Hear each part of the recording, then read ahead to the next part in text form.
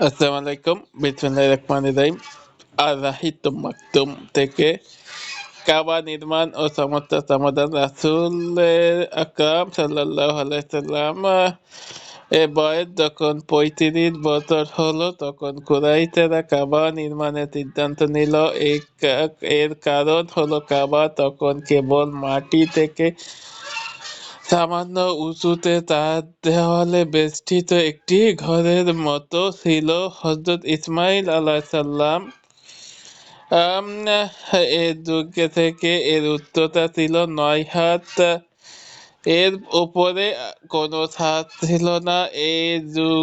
এই জন্য সুযোগের সদ্ব্যবহার করলে কতগুলো দুঃসাহসী চোর তারা তার ভেতরে যে সকল সোনা রূপা আর মূল্যবান জহরত ছিল সেগুলো সব চুরি করে নিয়ে গেল। তাছাড়া এটা নির্মাণ করা হয়েছিল সেদিন থেকে শত শত বছর আগে। সে কারণে যুগে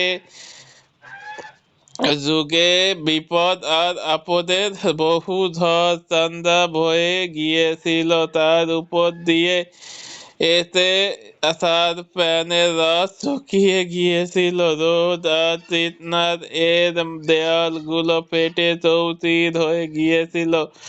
সে বছরই এক বিশাল তুফান মরার উপর খাড়ার গা হয়ে দেখা দিল। তীব্র বেগে ভয়াল রূপ ধারণ করে তে ছুটে আসছিল তার দিকে। এ কারণে কাবা ঘর যে কোনো সময় ধসে পড়ার ভয় তীব্র আকার ধারণ করছিল। এই কারণে কুরাইশরা তার মর্যাদা অবস্থান ধরে রাখার জন্য তাকে নির্মাণ করতে বাধ্য হলো। তারা এ ব্যাপারে ঐক্যবদ্ধ হলো যে প্রত্যেককে কেবল পবিত্র ও হালাল বস্তু কাবা নির্মাণের জন্য দিবে। এই কারণে কেউ পতিতাবৃত্তির মাধ্যমে উপার্জিত অর্থ, সুদের টাকা পয়সা কিংবা কারোর উপর জুলুম করে নেওয়া অর্থ সম্পদ এ কাজে ব্যবহৃত হতে দিবে না। নতুন করে কাবার অবকাঠামো নির্মাণের জন্য পুরনো অবকাঠামো ভেঙে দেওয়ার প্রয়োজন ছিল, কিন্তু এ ভাঙার কাজ নিজেদের হাতে শুরু করতে কেউ সাহস পাচ্ছিল না। পরিশেষে ওয়ালিদ বিন মুগিরা মাখজুমি এ কাজ শুরু করলো। সে উদ্দেশ্যে এই কাজের হাত দিচ্ছি। এরপর সে শুরু করলো। একটি কোদাল নিয়ে সম্মুখে অগ্রসর হলো। এই আল্লাহ, আমরা কেবল তৎ উদ্দেশ্যে এ কাজে হাত দিচ্ছি। এরপর সে দুই কন্যার আঘাত করলো। মানুষ যখন অযাচিত কিছু করতে দেখলো না, তখন পরের দিন এর ভাঙার কাজে সবাই তার সাথে শরিক হলো। এভাবে ভাঙতে ভাঙতে তারা এক সময় মারামে ইব্রাহিম পর্যন্ত পৌঁছে গেল। এরপর তারা নির্মাণ কাজ শুরু করলো। কাজের শৃঙ্খলার জন্য কাবাকে তারা কয়েকটি ভাগে ভাগ করে নিল এবং প্রত্যেক গোত্রকে এক ভাগ করে দিয়ে দিল। প্রত্যেক গোত্রই যার যার নিজ অংশে নির্মাণ কাজে ব্যর্থ হয়ে পড়ল। এক্ষেত্রে গোটা স্থাপন নির্মাণের কাজে নেতৃত্ব দিচ্ছিলেন একজন রোমান স্থাপত্য শিল্পী। তার নাম ছিল বায়ুম। যখন নির্মাণ কার্য হাজরে আসাদের কালো পাথর পর্যন্ত পৌঁছালো, তখন তারা এক বিশাল সৌভাগ্য যে যার বাগের বাগিয়ে নেওয়ার জন্য প্রাণপণ চেষ্টা শুরু করলো।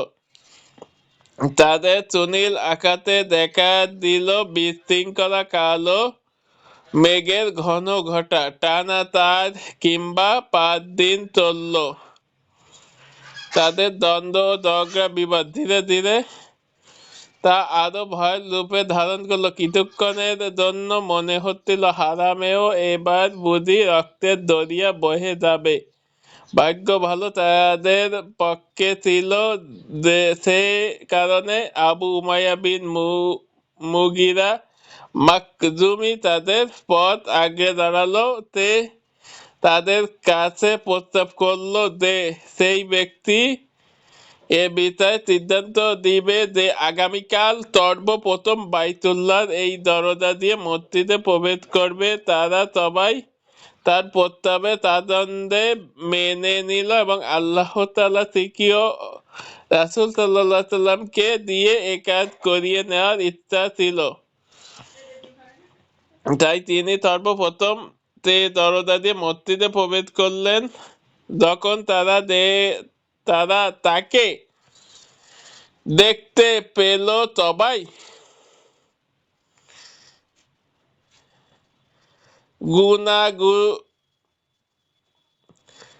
গুনিয়ে বলতে লাগলো, তিনি মুহাম্মদ, তিনি পরম বিশ্বস্ত,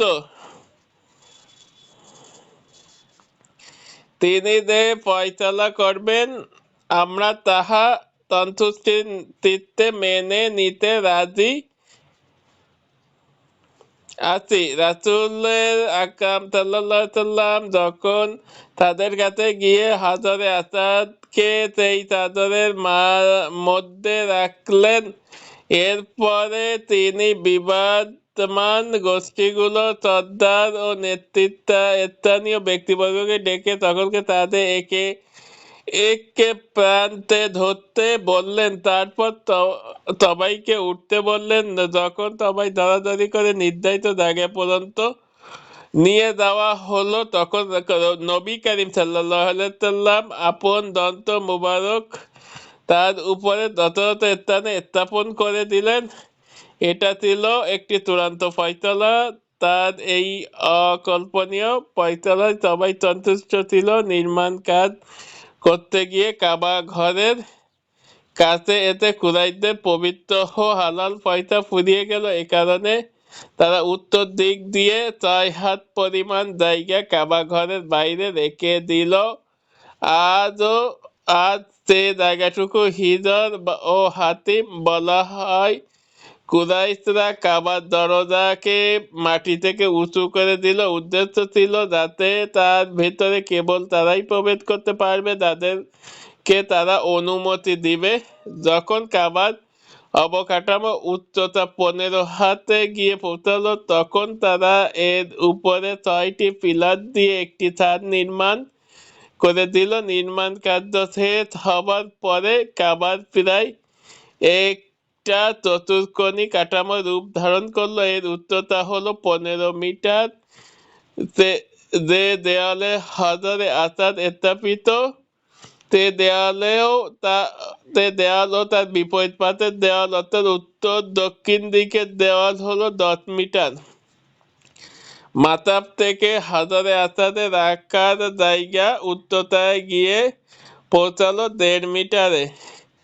সেই দেয়ালের দরজা কাটা হলো। সেই দেয়াল ও তার বিপরীত পাশের দেয়াল হলো 12 মিটার। ভূমি থেকে দরজার উচ্চতা হলো 2 মিটার।